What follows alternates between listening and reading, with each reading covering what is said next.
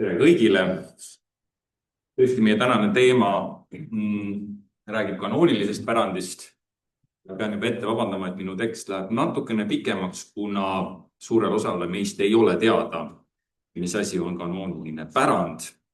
Ja see on üks selline varjatud osa sellest kirikukust, millest üldse väga vähe teatakse, mis tõttu on vaja teha teile rohkem ka sissejuhatust ja selgitust, et üldse aru saada, millest me Nikaia kaanonite puhul täpselt räägime. Ja tervikuna usulise poole pealt liigume me administratiiv-, moraal- ja distsiplinaarküsimuste juurde. Nii et mõnele võib see huvi pakkuda, teisele jälle väga igav olla. Ma vaatan, kas siin ka need töötavad väga hea. Võttes analüüsida Bitüünia provintsis Nikaias 325. aastal oma keiser Konstantinus Suure poolt kokku kutsutud kirikugu lähevad meie mõtted suure tõenäosusega esmalt Aariusele ja tema õpetusele ja nende seisukohtadele ning ka Nikaia kreedole ehk usutunnistusele, mis selle õpetuse vastu antud kiriku puhul formuleeriti. Nikaia kontsiil seostub meile seega teoloogilise ja ka teoloogidele kui ka kirikuloolastele tõesti doktrinaalsete küsimustega, aspekt, mis hakkas nikaialaste seas veelgi rohkem domineerima just kirikukogu järgses poleemikas, kus rünnaku alla sattus just Nikaia usutunnistus. Kuid kui me võtame vaatluse alla Nikaia kirikukogu dokumentide kogumi, mis meieni tänasel päeval on jõudnud, siis näeme, et teksti mastaabilt suurem osa võtavad enda alla üldse eklesioloogilised teemad, mis on seotud kiriku igapäevase elu ja toimimisega. Kiriku kogu synodaalne kiri egiptlastele näitab, et lisaks Aariuse õpetuslikele küsimustele oli kirikule ja kogule oluliseks ka institutsionaalne kiriklik ühtsus ning meletiaanide näitel näiteks lõhestunud kogukondade tagasipöördumise küsimus. Aga ka kalendrilis-liturgilised küsimused, mis põidutasid paasapühade tähistamise täpset aega. Ja kuigi antud teemadel, eriti just Nikaia seost paasapühade tähistamise küsimusega, on paljudele meist teada, siis kirikukogu poolt välja antud 20 kaanonit, mille sisu on suurel osale meist siiski tundmatu maa. Minu tänane ettekanne üritabki anda ülevaadet just nendest pigem argistest, aga kirikukogule ja kirikuelule ülimalt olulistest kaanonitest. Aga sissejuhatavalt tulebki esmalt lahti selgitada ja küsida, millega täpselt on tegemist, kui me räägime Nikaia kaanonitest. Kas tegemist on äkki muusikalise kaanoniga, või tõekaanoni või pühakirja kaanoniga või hoopis millegi muuga. Nagu juba järeldada võib, on terminid kaanon aegade jooksul tõesti kasutatud erinevateks otstarveteks. Kreekakeelne termin kanon näol on tegemist tõesti laensõnaga semiitliku päritoluterminist kane, mis tähendab rookeppi. Antiikmaailmas laimas laastus mõõdupuule, joonlõuale, mõõdunöörile, mida kasutasid nii ehitajad, raidurid, rätseppad kui ka puussepad. Ülekantud tähenduses hakkas ta tähistama juhtnööri, õpetust, kriteeriumi, normi, korda, reeglit ja standardit. Sarnase tähendusega kasutati seda terminit ka algses kristluses, kus juba väga varakult hakkas see viitama aposteliku kuulutuse ja tõe kriteeriumile. Apostel Paulus kasutab terminit kaanon, eesti keeldega tõlgitud juhtnöör, apostlite antud õpetusele ja põhimõtetele viidates, mida iga kristlane on kutsutud järgima ja mille järgi elama Galatlaste 6:16. Aga algkristlik termin usukaanon võttis samuti selle sama põhimõtte omaks, viidates samuti apostelikule kuulutusele, õpetusele ja selle traditsioonile, mida kohalikes kirikutes alal hoiti ning väljendus kohalikes kirikute kateheesis ristimises ja sellega seotud kokkuvõtlikes usudeklaratsioonides. Aga ka selles samas apostelikus traditsioonis alal hoitud autentsele pühakirjale, siit tuleb siis pühakirja kaanon. Kaanon viitas seega varajastel kristlikel sajanditel kriteeriumile või normile, mis sätestas aposteliku tõe ja õpet, nii doktrinaalse, moraalse kui ka administratiivse ehk kogu elulise. Kuid mis oli oma olemuselt veel suures osas siiski teoreetiline ja teatud määral varieeruv ning mitte fikseeritud norm. Alates 4. sajandist muutub antud termin kristluses selgemalt fikseeritumaks ja juriidilisemaks, viidates nüüd juba autentsele apostlikule kriteeriumile, mis kirikukogudel ja piiskopide poolt välja antuna olid kiriklike korralduste ja seadustena, mis reguleerivad juba peaasjalikult moraalseid ja administratiivseid küsimusi. Ehk siis teisisõnu 4. sajandist kaanon vaikselt enam ei sätesta doktrinaalseid teemasid, siit võtab see dogma termin ühel hetkel üle, aga ta hakkab sätestama moraalseid ja administratiivseid küsimusi seoses apostliku õpetuse ja kuulutusega. Aga mis on kaanoni põhimõtted, kui me üldse kaanonitest räägime, mis see kaanon selline on ja mis eristab teda dogmast? Kaanoni eesmärk üldises mõttes on sätestada ja reguleerida suhteid nii kohalike kirikute kui ka kiriku liikmete vahel, määrates ära nende suhtes olevate instantside vastutused ja kohustused. Kaanonitega käivad alati kaasas vastutused ja kohustused, kui Eestis räägitakse vahepeal, et see on kõigest kanooniline suhe või seos, siis see ja viidates sellele kui teatud üldvaimsele printsiibile, siis eksitakse rängalt. Seal sätestatakse ära kohustused ja vastutused, mis kaasas käivad selle kanoonilise põhimõtte. Väljendades kirikus alati või alala hoitud tõest apostliku traditsiooni olid kaanonid kohustuslik kõikidele kiriku liikmetele. Ning nende implementeerimist, aga ka tõlgendamist jälgisid ja teostasid piiskopid ja piiskopide kogud. Kaanoni avatus pastoraalset laadi tõlgendusele andis hingekarjasele võimaluse vajadusel ökonoomia korras kaanoni mitte implementeerida tema täies ranguses. See aspekt muudab kaanoni pigem meditsiiniliseks juhiseks kui rangeks seaduseks, eristades seda selgelt dogmast, mille järgmisel ei ole võimalik järeleandmisi teha. Me ei saa kedagi ristada öelda, sul see kolmaine usk on nii naa, et las ta siis olla, jätame täna selle nii nagu ta on ja ristime su ikkagi ära. Kaanoni puhul seda saab teha. Et see eristab kaanonit sellisest doktrinaalsest põhimõttest. Ta saab järeleandmisi teha, pastoraalseid. Sarnaselt usutunnistuslikule dogmale on ka kaanon kirikus otseselt seotud inimese lunastusliku teekond.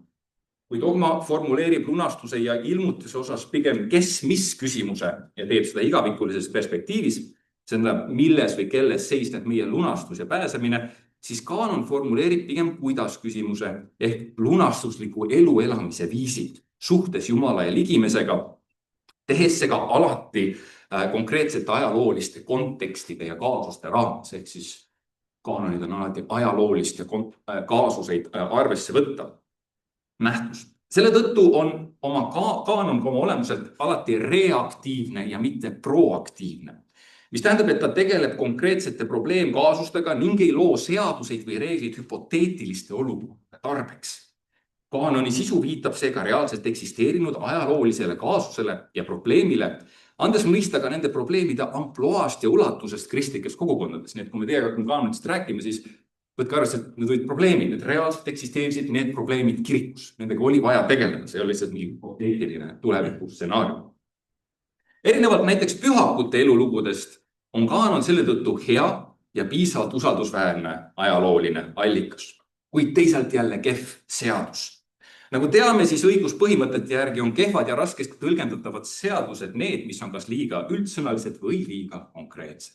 Kaanon on liiga konkreetne, see teeb temast väga raskesti tõlgendatava ja kehva seadus.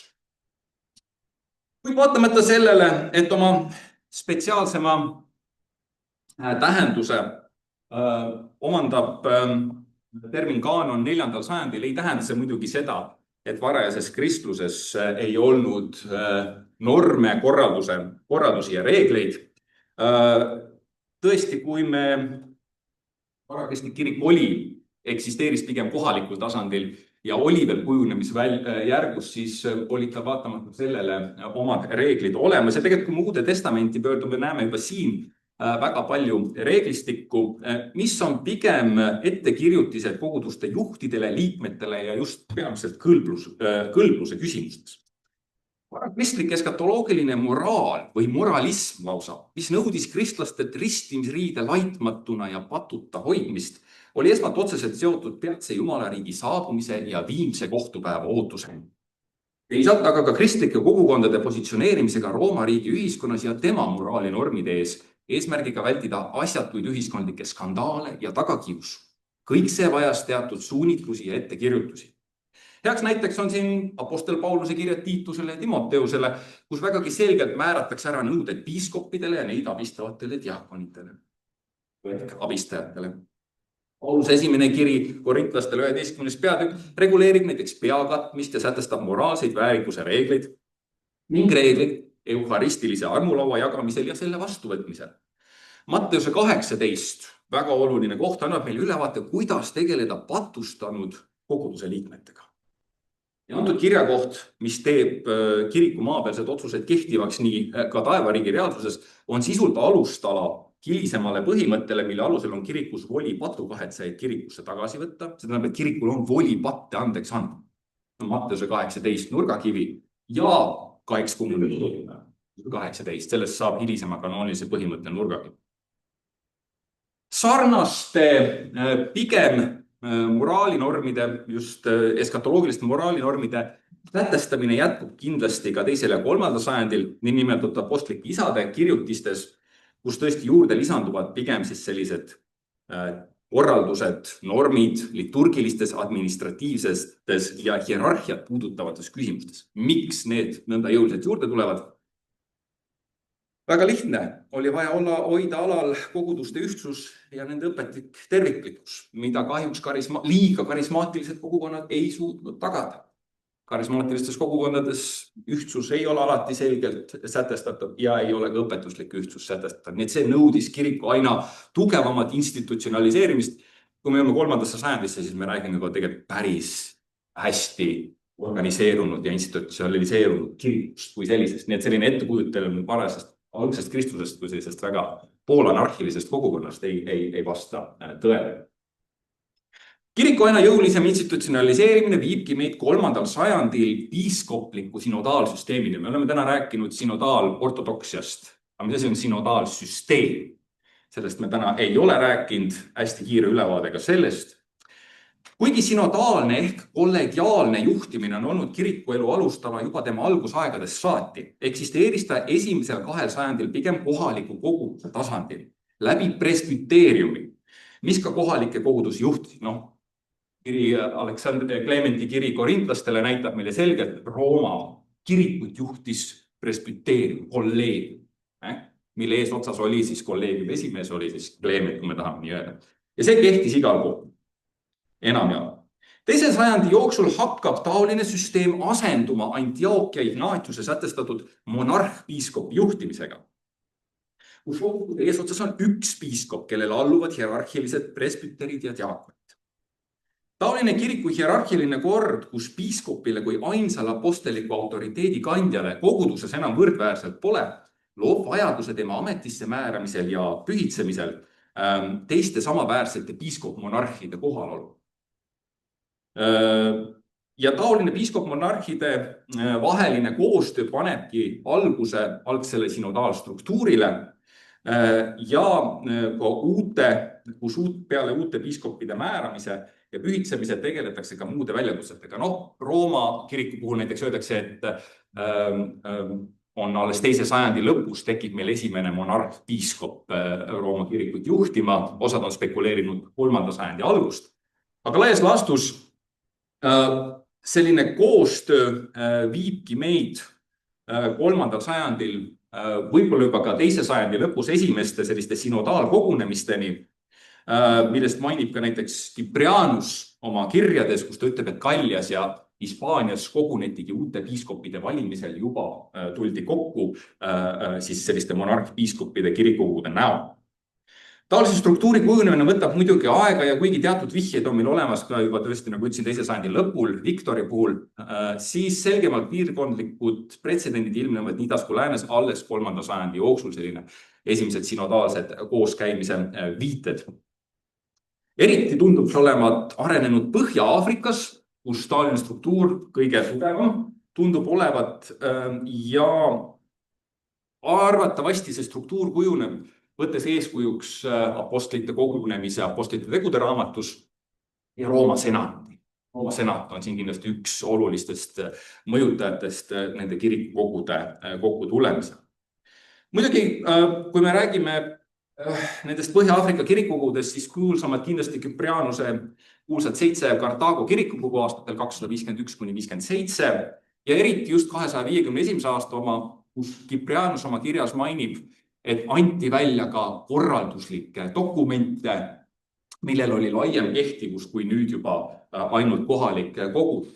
Nii et võime öelda, et esimesed viited sellistele kanoonilistele synodaalkorraldustele meil ehk 251. aasta Kartaago kirikukogult on, aga mitte ühtegi 3. sajandi teksti meieni säilinud sellest ei ole. Tõesti, vaatamata esmastele pretsedentidele tuleb jällegi tõdeda, et synodaalsüsteem kui selline hakkab tegelikult kirikus laiemat mõõtu võtma alles 4. sajandil. Midagi ei ole teha, ei ole ta nii varajane miskit, kui võib-olla me tihti presenteerime. Ja 4. sajandil jõuavad meieni ka esimesed synodaalsed kaanonid, kusjuures paljudest varajastest 4. sajandi kirikukogust polegi meil muud säilinud kui vaid kaanonid. Muud me midagi ei tea. No näited on siin tahvlil Elvira, Ankara, Area ja nii edasi. Need on esimesed. Tõesti, Elvira ja ka Ankara ja Uskaisa Area puhul me ei tea mitte midagi muud peale nende kaanonite. Millega need kaanonid tegelesid? 2 teemat. Usus taganemine ja seks. Lihtne. Moraali küsimused. Võime osasid kirikugusid lausa kutsuda seksi kirikugudes. Laias laastus, millest räägivad need kirikud? Need kirikukud räägivad sellest, et kirik, mis on nüüd kasvanud nõnda suureks, juba piisavalt suureks, on kokkupuutes Rooma impeeriumiga, mis nõudis kristlastelt riigi ühtsuse nimel sellist ühiskondlikku riitust nagu keisri kummardamine või paganlik riitus. Ja teisalt oli Rooma impeeriumis veits lõdvemad seksuaalmoraali normid, kui seda Kristus suutis aktsepteerida. See on esimene probleem. Teine probleem on see, et selles ühiskonnas nüüd voolab sisse aina rohkem inimesi ja nad toovad kaasa need põhimõtted endaga. Ja neid on vaja hakata sätestama. Kristlased, paljudel ei olnud probleemi kummardada või teha paganlikku riitust, sellepärast, et see oli normaalne ühiskondlik osa. Või ka mõned muud seksuaalküsimused. Nii et Kristus pidi hakkama tegelema ja antud kirikuga tänavad tunnistust meile, kuidas oli kogu selle küsimusega vaja tegeleda. Nii et me ütlesime taas eskatoloogiline moraal, see jätkub ja jätkub siin veel ja veel. Ja muidugi jõuame me lõppude lõpuks ka Nikaia kirikukogu juurde, mis tõesti oma 200 kuni 300 piiskopi kogunemisega mitte ainult ei põlista kirikus selle synodaalsüsteemi, aga annab esmakordselt ka oikumeenilise tasandi, mis tähendab mida? Ehk kogu Rooma impeeriumit hõlmava tasandi, oikumeeniline tähendab Rooma impeeriumi siin. Ja esmakordselt tõesti ka, mis siis tõesti üritab siis järgida sellist apostlite kogunemist juba mainitud ja Rooma senati ning parlamentaarse arutelu eeskuju. On vaieldud, kas Nikaia kirikukogul toimus dialektiline arutelu või parlamentaarne arutelu. See tähendab seda, et siin natuke mainid, kas vaieldi või öeldi, et sinul on sõna, räägi. Sina oled rääkinud, nüüd võid sina öelda.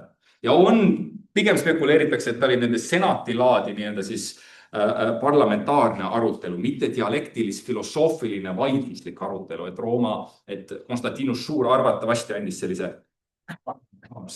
arutelu vormi Nikaiale. Ja tõesti, esmakordselt antakse siis kogu Rooma impeeriumit hõlmav kiriklik institutsioon kiriku näol, andes tõesti sellele autoriteetsuse ja mastaabi, mida ei olnud varem nähtud. Ja me jõuamegi Nikaia kirikukogu kaanonite juurde. Need kaanonid on meile, vanimad kreekakeelsed kaanonid on pärit tegelikult erinevatest kogumikest ja vanimad nendest on 6. sajandi keskelt pärit siis niinimetatud Johannes Skolastiku koostatud kirikukaanonite kogumik jaotatuna 50 pealkirjaks. Selline kogumik on olemas. Meil on ka ladinakeelseid tõlkeid Versio Caeciliani ja ka Rufinuse tõlge Eusebiuse kiriku loost, et paneb samamoodi ladina keeles 20 kaanonit sinna juurde, nii et ka see on meil olemas. Muidugi Süüria, Kopti, Etioopia ja muudeski kogumikes on need olemas. Palun väga, siin on need kaanonid enam-vähem. Need kaanonid ei ole pandud paika temaatiliselt, kuigi neid temaatikaid me saame siit välja koorida. Ja tundub, et need kaanonite järjekord sätestab tõesti seda arutelu järjekorda Nikaia kirikukogu aset leidis. Mis need on? Esimesel kohal, kõige populaarsem on moraalne käitumine vaimulike suhtes. Nii et vaimulike käitumine ja distsiplinaarnõuded, nende eetika oli kõige olulisem. Lausa 7 kaanonit 20 tegeleb nendega. Kiriku administreerimine, juhtimine, järjekorras järgmine, usu taganejad ja avalik patukahetsus. See oli omaette suur teema, me sellest varasemalt mainisime. Ja see jätkub ka siin. Ja eraldunud kogukondade tagasipöördumise küsimused. Siin on nagu huvitav, et usu taganemine oli suur probleem kristlusele, ehk siis kuidas neid isikuid tagasi võtta, aga siis tekkis sellest ka probleem, et kui tahtsid neid tagasi võtta, siis tulid teised ja ütlesid, et me ei taha neid tagasi võtta ja siis nad eraldusid. Nii et tekkisid skismaatilised grupid, kes ei olnud nõus neid tagasi võtta. Nii et Vakkini saba lahti mõlema probleemiga oli vaja tegeleda. Kuidas tagasi saada eraldunud grupeeringuid? Ja viimane kaanon liturgia. Vaatame need täpselt üle, mis siis need endast kujutavad. Alustamegi esimese teemaga. Ja nüüd lähebki põnevaks. Hakkame vaatama, see peaks teile kõike näitama, mis toimus Nikaia kiriku. Ja mis olid probleemsed kohad, see on nüüd väike ajalooline sissevaade sellesse reaalsusesse. Natuke teistsugune vaage dogmaatikast kindlasti. Kaanon 1 keelab end ise vabatahtlikult kastreerinud inimestel kuulumise vaimulikkonda.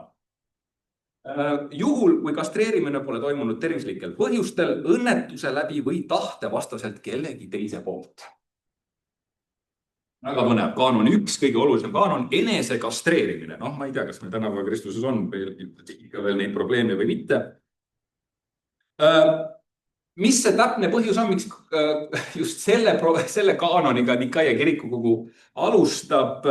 On spekuleeritud, et see on viide eunuhhidele, ka Kollas Moosese raamat 22 peatükk viitab, et eunuhhid ei tohi kuuluda preesterkonda.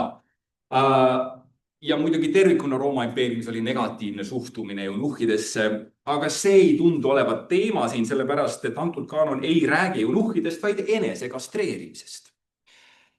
Ja see on seotud pigem juba mainitud algkristliku eskatoloogilise moralismiga ning sellega kaasas käinud äärmusliku asketismiga, kus suguorganite eemaldamisega sooviti vältida lihalike himudega seotud patte.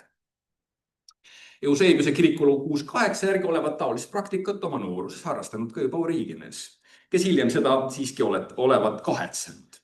4. sajandi kloostrielu tekib samuti sellele hoogu juurde anda. Tervikuna tundub tollaegne kristlik enesekastreerimise hukkamõist olevat seotud tõsiasjaga, et sellisel juhul hoopis välditakse askeesi ja Jumala poolt inimloomusele antud lihalike himude ja ihade mõistuslikku valitsemist ja suunamist, saavutamata nõnda ka tõelist voorust ja moraali. Ehk teisisõnu, kristlik põhimõte võimetus pattu teha pole siiski veel voorus. Ja seda ta sellega tahabki öelda, et see, mis Jumala poolt on meile antud, me peame seda suunama. Hilisemad kirikukogud kutsuvad enesekastreerijaid ka Jumala looduse vastaseks, looja vastaseks ja tema loodu vastaseks liikumiseks. Ja sellest ka väga paljud kaanonid hiljem räägib. Enesekastreerimine pealt liigume me teemani kaanoni number 2. See annab meile teada varajasest kristlikust tavast, kus kas isikliku poolehoiu või mitte vajaduse tõttu pühitseti vastristitud kiirelt presbyterideks ja piiskopideks.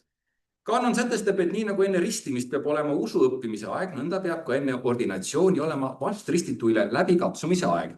Järgides nõnda apostliku kirja korraldust piiskopidele, ärgu olgu ka vastpöördunu, et ta ei pimestuks ega langeks sama süü sisse kui kurat. Kui aga aja jooksul peaks taoline hingeline patustamine siis ka aset leidma ja sellel on ka vähemalt 2 tunnistajat, siis tuleb see isik vaimulikkonnast välja heita. Sama oht varitseb ka neid, kes nõnda rutakalt vaimulikuks ordineerivad. Kaanon kuulutab seega keelatuks tava vastristitud rutakalt vaimulikuks pühitseda. Jäädes samas suhteliselt ebamääraseks, kas siis teadlikult või mitte, nende meetmete rakendamise osas. Rutakalt ordineerivaid piiskoppe varitseb pelgalt oht oma ametist ilma jääda ning ka rutakalt pühitsetu suhtes tundub rakenduvat vaimuliku ametist tagandamine vaid juhul, kui ilmneb pimestav hingeline patt mitme tunnistaja juures olekul. Kuigi kaanon otseselt ei maini, mis see pimestav hingeline patt on, kuhu kurat langes, võib eeldada, et tegemist on upsakuse ja uhkusega, mis kiirelt kõrgele positsioonile tõusnud ohustas. Antud arusaam tuleb välja ka tegelikult vanimatest esimese Timoteuse kirja käsikirjadest, kus Nikaia pimestumise asemel leiame hoopis upsakuse uhkuse typhothis või typhotheis, mis siis viitab siis puhvi täis olema või pette kujutelmas olema. Lihtsalt huvitav märkus uurimiseks, kas Nikaia kirikul oli mingi teistsugune Uue Testamendi käsikiri, et see typhotheis neil seal olemas on, see vajab eraldi uurimist. See on üks väheseid kohti, kus öeldab, et pimestumine. L-lambda vahe on ainult siin, eks typhotheis on see, mis meil Uues Testamendis on. Miks selline käsikiri, miks selline tekst? Jään teile hetkel vastuse võlguga omaette uurimismaterjal. Huvitaval kombel ehk just kaanoni ebamäärususe tõttu jätkubki antud tava, ehk siis rutakalt pühitseda vast ristitud kirikus ka tegelikult 381. aastal. Vaid 50 aastat hiljem teisel oikumeelsel kirikukul, kus pärast Gregorius teoloogi tagasiastumist valitsevad ja pühitsevad kirikukogu isad Theodosius suure ettepanekul uueks Konstantinoopoli peapiiskopiks ja kirikukogu esimeheks alles veel usuõppija Nektariuse, kes loetud päevadega ristitakse ja kohe piiskopiks ka pühitsetakse, lausa kirikukogu juhiks. Ja hiljem ka pühakuks kuulutatakse. Tal siis võib-olla ei leitud seda hingelist pattu, kuhu kurat langes, seetõttu on nii. Vaatame edasi. Taustauuring enne pühitsust. Väga oluline. Siin on kõik teile suunitused kirikutele, kuidas siis toimetada. Kaanon 9 nõuab, et kedagi ei pühitsetaks. Siin on termin hieras epithethikasi. Presbyteriks ilma nende elu läbi uurimata ega ka juhul, kui kandidaat läbi uurimisel oma patte tunnistab. Taolisi pühitsusi kaanoni järgi ei aktsepteerita, kuna katoolne kirik nõuab laitmatust. Veelgi suured nõuded vaimulikele. Pattude all kindlasti peetakse silmas siin tõsiseid patte, amoraalseid käitumisneere ja muid seadusevastaseid tegevusi, mis võivad avalikuks saades või avalikuks tulles põhjustada kirikule suurt kahju ja skandaale. Nii et siin kaitstakse kirikut skandaalide eest, mis võivad aset leida. Kanted kaanon baseerub apostel Pauluse esimesed kirjad Timoteusele. Ülevaataja peab siis olema laitmatu, nagu siin öeldi. Laitmatu peab olema. Sellel kirjakohal baseerub ühe naise mees, kaine, mõõdukas, kombekas, külalislahk ja nii edasi. Neid asju ei tohtinud hiljem välja tulla, ei tuli hoida, et selliseid amoraalseid aspekte vaimulik kaasa ei tohtinud endale võtta. Kaanon 10 räägib meile samuti sellistest vaimulike kõlbluse teemadest. Ei luba vaimulikuks pühitseda kedagi, kes on kirikusse tagasi pöördunud apostaasiast, ehk siis taganenud usust ja siis tagasi tulnud omaette suur probleem tolle ajast kirikus, vähemalt juba 3. sajandil alates Teekiusest. Ja tõesti silmas peetakse erinevaid riiklikke tagakiusamisi ning usu taganemisi. Kas ka keiser Liciniusi aegselt on eraldi küsimus. Siin juba mainiti, et võib-olla Eusebius mõttes selle välja, oli see vastu propaganda. Probleem on selles, et kirikukogu kaanonid sätestavad Liciniuse tagakiusamist ka veel. Nii et kas ka kõik kirikukogu isad läksid selle propagandaga kaasa, üritasid pugeda keiser Konstantinusele, me ei oska öelda, aga kirikukogu kaanonid seovad küll Liciniust kristlaste tagakiusamisega, vähemalt sellisel määral. Ja tõesti, kuigi erinevalt tolleaegsetest äärmusmoralistlikest kogukondadest, kellest me ka teiega peatselt räägime, võttis katoolne kirik usu taganejad pika meeleporenduse ajaga lõpuks kirikusse siiski tagasi, peeti nende pattu siiski sobimatuks laitmatu vaimuliku staatusega. Nii et nad olid teinud siiski liiga suure patu, et neid kunagi vaimulikuks saaks pühitseda. Kaanon 3 sätestab, et piiskopid, presbyterid ja diakonid ei tohi koos elada naisega, välja arvatud juhul, kui see on nende ema, õde, tädi või mõni muu mitte kahtlust äratav naisterahvas. Ilmselgelt tollel ajal olid abielus vaimulikud olemas, ei viidata siin abielus vaimulikele, vaid ilmselgelt siis tšölibaadi vaimulikele viidatakse siin, kelle kooselu teatud naisterahvaga võis jälle tekitada moraalset laadi kahtlusi, süüdistusi ja skandaal. Vaadake, kuidas igasuguseid skandaale üritatakse vältida ühiskonna ees, et ei tekiks probleeme. Nii et natuke ka võib-olla tänapäeval omaette teema kirikutele, kuidas selliseid skandaale vältida ja me näeme, see on juba teema siin. 17. kaanon, money and business, keerab vaimulikel anda laenus ja selle pealt vaimulikel laenu anda ja selle pealt intressi küsida või tegeleda liigkasu võtmisega mis iganes muul moel, nii nagu on sätestatud pühakirjas, kes oma raha ei anna laenuks, et kasu saada ega võtta altkäemaksu süüta vastu. Kes nii teeb, see ei kõigu ja psalm 15.5. Laenu andmist, mida tavaliselt tehti vaestele ja hädas olijaile, nii et ärme võta seda hea panga finantsinvesteeringuna siin, vaid ikkagi hädas olijaile anti laenu tavaliselt. Kasu saamise eesmärgil peeti seega abivajaja ekspluateerimiseks ja suureks patuks, mis ei olnud kohale vaimulikule. No, kas selle kaanoni järgi võib öelda, et ka kristluses on vaja luua intressivaba pangandus, on eraldi küsimus. Kaanon 18 keelab diakonitel armulaua andmise ja jagamise piiskopidele ja presbüteridele. Mis värk sellega? Antud kaanon sätestab taas selguse juba välja kujunenud kiriklikule hierarhiale, mille alusel on diakonid piiskopide abistajad, kuuludes vaimulikkonda, kuid olemata siiski preestri seisuses, kuna nemad ei toimeta ega pühitse armulauda, nagu seda teevad piiskopid ja presbüterid. Diakonike soov oma liturgilist ampluaad laiendada oli arvatavasti põhjustatud sellest, et piiskopide abidena ja käepikendustena oli neil kiriku juhtimises ja administratsioonis suur võim. Taoline administratiivne positsioon võis kergelt tekitada mulje, justkui ollakse üle presbüteride ja samaväärsed piiskopidega. Nii et võt selline olla piiskopi sekretär põhimõtteliselt võis jätta mulje, et mina olengi piiskop. Nii et selle aspektiga siin tegeletakse. Kiriku administreerimine ja juhtimine, see on nüüd oluline teema, natukene peatume siin ka pikem. Kaanon 4 sätestab, et piiskop tuleb ametisse seada ja ametisse seadmise all suure nõusega peetakse siin silmas tervikprotsessi valimisest, määramisest kuni pühitsemiseni. Kõikide provintsi, eparhia, provintsi piiskopide poolt, kui mingil põhjusel see pole võimalik, siis peavad ordineerimise tegema vähemalt 3 piiskopit. Samas kui ülejäänute hääled võetakse arvesse kirja teel. Antud protseduur peab aga saama ratifitseeritud provintsi piiskop metropoliidi poolt. 6. kaanon selgitab lahti ka selle provintsi piiskop metropoliidi voli ja ütlebki, et piiskopide rõhutades, et ilma metropoliidi nõusolekuta, siin on nüüd metropoliidi termin sees, metropoliidi nõusolekuta ei või keegi saada piiskopiks. Ja kui keegi peaks saama, on taoline pühitsus kehtetu. Samuti sätestab kõnealuse kaanoni osa, et kui isiklike rivaalitsemiste tõttu jäävad 2 või 3 teistega eri meelt, jääb kehtima enamuse hääl.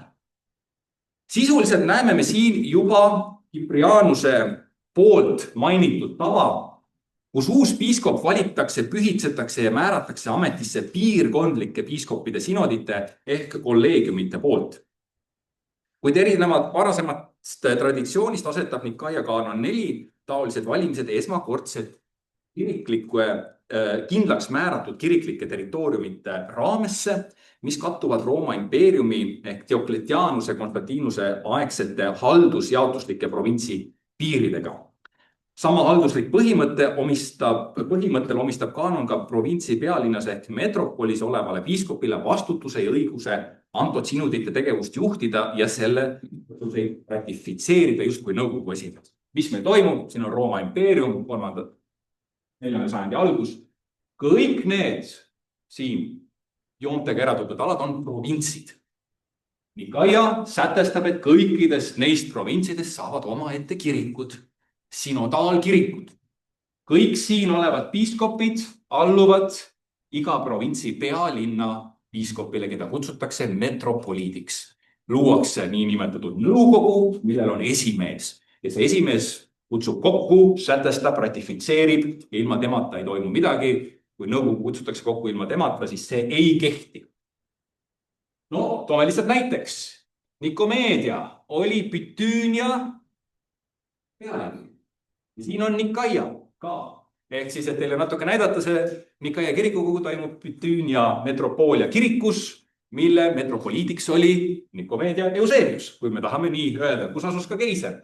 Kaisarea Eusebius, Palestiina provints, pealinnaks ei ole Jerusalem, pealinnaks Kaisarea Maritima, mille metropoliidiks oli Kaisarea Eusebius. ja nemad juhtisid oma sinodeid, oma metropoliitide kogusid. Sisuliselt viidatakse siin, et kui provintsi sinod on kokku kutsutud kellegi muu kui metropoliidi poolt ja teeb valiku ilma temata, on see kogunemine ja valik kehtetu. Muidugi antud kaanon sätestab ka sinodaalse häälteenamuse reegli, vältides seega ummikseise, mis võisid tekkida täieliku konsensuse nõudmisel. Nii et need sinodid ka töötaksid, selleks oli vaja anda enamuse hääl. 5. kaanon sätestab, et kuigi ühe piiskopi poolt ekskommunikeeritud vaimulikke ilmikuid ei või vastu võtta teine piiskop, saab nende kaasused üle vaadata provintsiaalne piiskopide sinod, mis peab kogunema 2 korda aastas enne kevadist suurt paastu ning sügisel. Sisuliselt siis sätestab antud kaanon, et peale piiskopide valimise oma provintsiaalne sinod ka niinimetatud teise tasandi kirikukohtu rolli, millel on voli üle vaadata sama provintsi piiskopi otsuseid, kuni selle ajani tuleb aga respekteerida antud piiskopi otsust. Nii et 2 rolli antakse või 3 aspekti võime meelde jätta, konkreetne piir antakse kirikule ja see kattub Rooma impeeriumi provintsi piiriga, see on esimene. Teiseks, piiskopide valimine toimub vaid nende piiride raames ja 3. kirikukohus. Teine tasand, kui piiskop läheb tülli saama presbüüteriga, siis on kellegi poole kuhu pöörduda, mis hakkab nendega tegema. Nii et kohtumõistmisprintsiibi loogika tuleb ka siin välja. Ehk siis sisult pannakse siin algus sellele, mida me õiguse kiriks hiljem kutsume autokefaalseks kirikuks. Et see on nüüd ise oma pead valib või ise toimetav kirik. Ja vaadake, kui palju oli tol ajal, aga kas ikka oli. Ja nüüd me lähme kirikukogu ühe segase kaanoni juurde, mis ütleb 6. kaanonis, et vastavalt vanadele tavadele, sarnaselt Rooma piiskopi laiemale valitsusalale, on Aleksandria piiskopil võim Liibüa, Pendapolise ja Egiptuse provintside üle.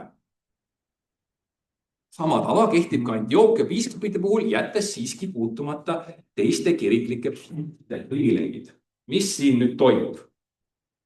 Kuigi kaanonitega 4 ja 5 teeb Nikaia kirikukogu valitsevaks provintsiaalkirikliku süsteemi, millest me teiega just rääkisime, ei kaota see siiski Rooma, Aleksandria ja Antiookia piiskopitroonide tava, mille alusel ulatus nende piiskopitroonide mõjuvõim kaugemale nende enda provintsi piiridest.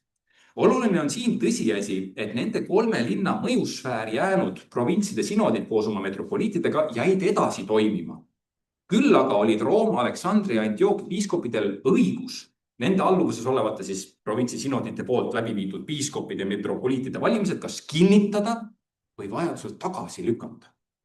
Samuti ka õigus kokku kutsuda mitut provintsi ühendab kirikukogu, mis sai lahendada veelgi laiemaid regionaalsemaid probleeme ja kui metropoliitidega tekkis piiskopil probleem, siis kuhu pöörduda? 3. tasandi kohtu poole. Nii et 3-tasandiline kohtusüsteem lausa, kuidas tegeleda problemaatsete metropoliitidega. Ja kui me vaatame seda kaanonit, mida siin ka viidatakse, laias laastus, kui me lähme ka siia tagasi, siis räägitakse 3 provintsist, Liibia superior, Liibia inferior ja Egiptus. Nii et mis tehakse Aleksandria peapiiskopil on selline ala ja laias laastus kattub see siis sellega siin. See saab Aleksandria piiskopi aluvuses olev ala, on siis Pendapol, Pendapol ongi siis ülemine osa, Liibüa on see ja kogu Egiptus on see. See on natuke 4. sajandi lõpukaart, siin on provintse juurde tulnud. Miks selline kaanon 6? Antud kaanon on arvatavasti suunatud äärmusmoralistlike meletiaanide vastu, kes ei aktsepteerinud Aleksandria piiskopi ülemvõimu üle terve Egiptuse. Ja eriti just omaaegse Aleksandria Peetruse voli panna keelu alla Likopolise ehk Theba, Meletius, kuulus Meletius, kes ei olnud nõus kirikusse vastu võtma meelt parandanud usu taganejad. Nii et Aleksandrial oli õigus keelu alla panna see piiskop siin. Meletianid ütlesid, sellist voli tal ei ole ja nüüd see kaanon sellega sätestab. Kuigi Rooma ja Antiookia alasid täpselt ei määratleta, on see esimese puhul arvatavasti Italia suburbicaria, ehk siis see ala oli arvatavasti Rooma kiriku territoorium tol ajal ja Antiookia võim jääb arvatavasti tol ajal hilisema siis Orientsi alla, Hiljem me näeme, Küpros protestib provintsina selle vastu ja ei ole nõus, et Antiookial voliga tema üle otsuseid on teha. Need vot sellised territoriaalsed aspektid. Aga kõikjal mujal, mis jäävad Roomast, Antiookiast ja Aleksandrist välja, jäävad suure tõenäosusega need provintsiaalkirikud edasi toimima provintsi kirikutena, iseseisvutena, nii nagu nad ka on. Mida me siin näeme, sisult sätestab antud kaanon hilisema patriarhaatide tekke. Siin me näeme patriarhaatide tekke sellist nurgakivi, mis 6. sajandil viib ka pentarhia ehk 5 patriarhi valitsusaega. Ja patriarhide alguses hakkasid ajapikku kaduma ka algselt rohkem metropoliitide juhitud sinodid, jäädes eksisteerima vaid mõnedes piirkondades eksarhaatide või autonoomsete kirikutena. Näiteks Eesti Apostlik-Õigeusu kirik on üks provintsi põhimõtteid järgiv kirik, mis allub ühele patriarhile. Aga need, kes patriarhile allu, need, nagu näiteks Küpros, jäävad siis autokefaalseteks. Nii et see põhimõte on siin olemas. Aga nüüd on üks asi veel siin. Mis asi see? Kaanon 7 sätestab, et Elia või Aelia piiskopile tuleb, mis on Aelia, tuleb omistada tema vana traditsioonilise rolli tõttu erilist au, jättes samas puutumata provintsi pealinna väärikuse. Elia Capitolina ei ole mitte midagi muud kui Jeruusalemm. Mida me just ennem nägime, Jeruusalemm allus millele? Caesarea Maritimale. Aga kuna Jeruusalemm laias laastus, mis oli selleks ajaks kristlaste seas juba ammu oma olulisuse ja reaalse võimu minetanud, saab keisripere toetusel ning vanast nostalgiast kantuna taas austatud. Antud aulisuse omistamine tundub aga olevat ilma igasuguse reaalse võimuta, kuna provintsi pealinn Caesarea Maritima ja seda juhtiv metropoliit Caesarea Eusebius võim jääb siiski puutumata, nii et Jeruusalemm siit mingisugust voli ei saa, aga teda hoitakse meeles, nagu väike see toetuskivi või austuskivi, mis ikka saadakse. Nii et kiriku kogu sellist nostalgiat ka siin rõhutab. Ja vaimulike territoriaalsus samuti oluline teema. Sätestab kaanon 15, et vaimulikud ei tohi erinevad vanast tahast maha jätta oma piirkonda ja piiskopkonda. Piiskopid ei tohi lahkuda oma piiskopkonnast, presbüterid oma kogudusest. Tehakse sunnismaiseks need põhimõtteliselt.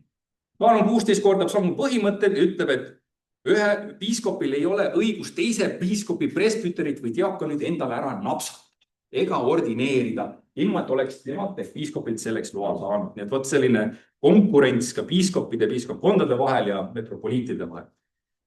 Sisuliselt tõmbavad antud kaanonid veelgi koomamale varajase missionäärliku kiriku mobiilset olemust, andes tunnistust paiksemaks ja territoriaalsemaks muutunud kirikust. Takistades vaimulike omavalilist koguduste ja piiskopkondade vahetamist, üritati kaitsta piiskopkondade nende koguduste terviklikkust. Kas siis teiste piiskopide ja presbüteride sissetungi või muud sorti loata mõjutegevuse eest. Aga ka partisaanlike presbüteride lahkumist oma piiskopi alt neid toetavate piiskopide alla. Samuti välditi sellega koguduste ja piiskopkondade mahajätmist eesmärgiga liikuda rikkamasse ja jõukamasse kirikusse. See on ka alati üks selline. Tahaks ikka paremat elu elada. Kontekstuaalne põhjus nendele kaanonitele. Aarius toetav ja talle pelgupaika pakkunud Eusebius, Nikomeedia Eusebius, kellest ka siin on räägitud. Eusebius oli ennem Beiruti või Beriuti piiskopkonna piiskop. Sealt ta 317 aastal lahkus jõukamasse Nikomeediasse, kus resideerus ka Konstantinus, keiser Konstantinus hiljem. Ja Aariuse keelu alla pannud Aleksandria Aleksandros nendib, et kuigi antud tegevus oli keelatud, ei võetud Eusebiuse sammu osas siiski mitte midagi ette. Dekreetis 35.4 sellest ka tegelikult täpsemalt räägib, kuidas Aleksandros selle vastu. Need Aleksandros on arvatavasti kaanonite taga, mida me siin näeme. Eraldi teema on muidugi usustaganejad. Siin liigume kiirelt sellest üle, aga loeme lihtsalt esimese 11. kaanoni. Sätestab, et keiser, see ongi see sama probleem, millest me rääkisime. Keiser Liciniuse valitsuse ajal toimunud usu taganemistesse, mis toimusid ilma Igasuguse ohuta inimeste elule või varale tuleb siiski suhtuda armulikult. Need, kes tõeliselt meelt parandavad, tuleb esmalt kirikusse tagasi võtta A, asetades nad 3 aastaks kuulajate sekka, B, pärast mida langevad nad maha 7 aastaks ning C, seejärel saavad nad 2 aastat koos rahvaga palvetada ilma andidest osa saamata. Mida me näeme siin? Antud kaanon annab meile tunnistust juba enne Nikaiat eksisteerinud meelt parandanud usutaganejate astmelisest tagasipöördumisest kirikusse. Võt, see on üks asi, mida me võib-olla tänapäeval enam ei tea. Mis läbiti 4 järgus. Esiteks, kui te tahtsite nüüd kirikusse tagasi tulla, olite teinud oma ebajumala kummardamise ära, siis tehti teid leinajaks. See on esimene järg. Siis seisite kirikusse ei lubatud. Saite olla kiriku väljas ukse sissepääsu ees ja nuttes ja halades palusite teiste usklike eestpalveid. Kui see oli läbitud, nagu siin ka 3 aastat, siis saite minna, või vabandust, siin puhul mitte 3 aastat, aga see on esimene faas. Teine faas on kuulajaks olemine, mille käigus võidi osaleda koos usuõppijalt liturgia esimeses ehk sõnalises osas, kus kuulati püha kirja ja jutlust, pärast mida alanud koguduse ühispalvet tuli neil kirikust lahkuda, nii et said ainult sõna osa kuulata. 3. faas, maha langenud võisid koguduse ühisest palvest osa võtta vaid põlvitades. Sellises asendis pidid olema kirikus, vaid põlvedel. 3. faas, tagasitulek etapp. Ja viimases järgus oldi 200 või kaasseisjad, nüüd võisid ka püsti tõusta, ja seistes palvetada koos kogudusega, aga armulauda ikka sulle veel ei antud. Nikaia kogu määrab selleks 12 aastat. Protsessiks ta jätab esimese faasi välja, alustab teisest, teine, 3., 4. kehtib 12 aastat, enne kui sind lubatakse tagasi. See oli parem, kui üldse ei saa tagasi, nagu Meletianid ja teised seda välja tõid. No, teised kaanonid sätestavad sarnaseid asju seoses usuõppijatega, sõjaväest lahkunutega ja nii edasi, detailsem teema. Aga lähme nüüd eelviimase punkti juurde, mis sätestabki siis tagasipöördunute küsimust. Ja kaanon 8 sätestab, et need vaimulikud, kes kutsuvad endid puhasteks, ei ole tõlgitud puritaanideks ega kathariteks, et teid mitte segadesse ajada, ning soovivad liituda katoolse kirikuga, peavad esitama kirjaliku tõendi, et nad järgivad apostliku kiriku õpetusi. See tähendab, on nõus olema osaduses nendega, kes on olnud 2 korda abielus. Ja nendega, kes on meeleparanduses apostaasiast kirikusse tagasi pöördunud. Kes need puhtad siis sellised on? Ja oluline on ka see, et kui nende tagasipöördumisel on neile käed peale asetatud, tuuakse ka siin välja, siis saavad nad vaimulikeks edasi jääda. No, nende vaimulikud nüüd, kes sealt puhastest tagasi tulevad. Kui tagasipöördunud puhta piiskopi linnas on ka katoolse kiriku piiskop, peab esimene saama, vastavalt siis katoolse piiskopi hinnangule, alandatud kas presbyteriks või abipiiskopiks, ehk horepiiskoposeks, ehk teisisõnu maa-alade või maakülaalade piiskopiks. Kuna ühes linnas ei saa olla 2 piiskopi, võt selline põhimõte valitseb siin.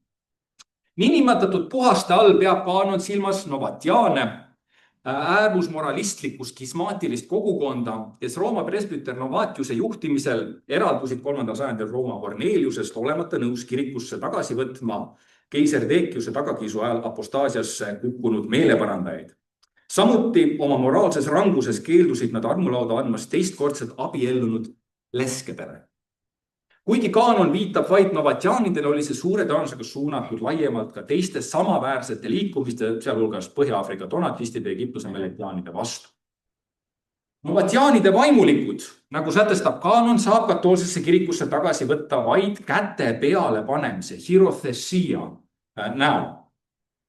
Mida see tähendab, pole päris selge. Osad uurijad on sel ajal mõistnud taasordineerimist, hierotonialt. Nagu võib seda näha ka ladinakeelsest kaanoni tõlkes, kus tõlgitakse ordinatius. Samas on muidugi ka sellel tõlgendusel omad puudused, sest et tõesti taasordineerimine peaks kirikukogu loogika järgi olema viide kogukonna sakramentide kehtetusele, põhimõte, mis nagu kaanon 19 välja toob, kehtib pigem hereetikutele, hiljem seda nüüd järgmises kaanonis näeme, kes tuleb ka veel taas ristida novatiaane, seega ei peeta Nikaia alusel hereetikuteks, neid ei ole vaja taasristida ja seetõttu ei saa me tegelikult rääkida taaskoordineerimisest ja räägitakse siin, et nad jäävad vaimulikeks, see on mitte neid uuesti ei pühtseta, vaid nad jäävad, mis viitab ka sellele, et selle hierothessia näol oli tegemist hoopis teatud sorti lepituse märgi ja vaimuliku ameti konfirmatsiooni või kinnitamisega. Ja sellest annab tunnistust ka seitsmes oikumeenine kirikupuu ja hilisem idakiriku tõlgendus. Ja viimaseks kaanoniks vaatamegi võrdluseks sellele nüüd juba hereetiliste gruppide juurde. Kaanon 19 nüüd erinevalt siis sätestab, et paulinistid erinevalt skismaatilistest novatiaanidest tuleb aga kirikusse tagasi võtta läbi taasristimise ning nende vaimulikud, kui nad selleks kõlblikud on, tuleb taas koordineerida. See annab sellise hea võrdlusbaasi eelneva kaanoniga katoolste kiriku piiskopide poolt ja sama kehtib ka diakonisside puhul. No, paulinistide all peame me silmas 3. sajandi Samussati Pauli, me siiamaani ei tea, mis ta õpetus täpselt oli. On eeldatud, et see oli teatud monarhianism, dünaamiline või siis adoptsionistlik, nagu seda on kutsutud, mille alusel polnud Jeesus Kristus inkarneerunud Jumal sõna, vaid tavaline inimene, kellesse Jordanis ristimise ajal sisenes ainu Jumala vägi, mille tagajärjel sai ta adopteeritud Jumala enda pojaks. Mida täpselt Nikaia isad paulinistide all mõtlesid, me ei tea, kuid arvatavasti oli see neile lihtsalt üks grupeering, hereetiline grupeering, sarnane Ariani põhimõtetega, mis pidas või väitis poja olevat algusega ja Jumal isaga samaväärne. Aga kaanoni põhimõte seisneb selles, et hereetik või hereetiline doktrinaalne hereesia on aspekt, mis muudab kehtetuks nende sakramendid ja seega vajavad nad ka taas-ordineerimist ja taas-ristimist, nende vaimulikult taas-ordineerimist ja usklikult taas-ristimist. Ja viimaseks võtamegi kaanon 20. Me järgime seda. Keelab nii pühapäeviti kui ka ülestõusmispühade ajal kuni 4 pühini kogudustes põlvitades palvetamise. Miks? Väga lihtne põhjus. Kuna põlvitamine oli, mäletate, patukahetsajate üks asend koguduses ja viitas seega mitte rõõmule, aga leinale. Aga kuna Kristuse ülestõusmine viitas kehalise asendina, viitas ju ülestõusmisele rõõmupäevale ja nagu ütleb ka ülestõusmine, siis võiks ju ka üleval püsti olla. Ja selle tõttu peeti mitte kohaseks selliste asendite kasutamist pühapäeviti ja ülestõusmispühade ajal. Nii et kehaline asendab, väljendab teie meelsust ka vähemalt Kristuses. Ja lõpetuseks võimegi öelda, Nikaia kirikukogu kaanonid võetakse sellele järgnenud kiriklikus pärimuses nii idas kui ka läänes vastu kui apostelliku püha ja katoolse kiriku ülimate suunavate autoriteetidena. Tuleb aga tõdeda, et Nikaia pärand on oluline, Nikaia pärandi oluline ühisosa on pigem seotud vähemalt oikumeenilises mõõtmes tema doktrinaalse võtmega, aga mitte nii väga kanoonilise võtmega, mis jääb kindlasti oikumeenilises mastaabis ka veel avastamiseks, kuidas võiksid Nikaia kaanonid olla ka kristlusele üks jagatud mõõde, aga see on juba eramiste uurimiste tulemus. Tänan teid kuulamast.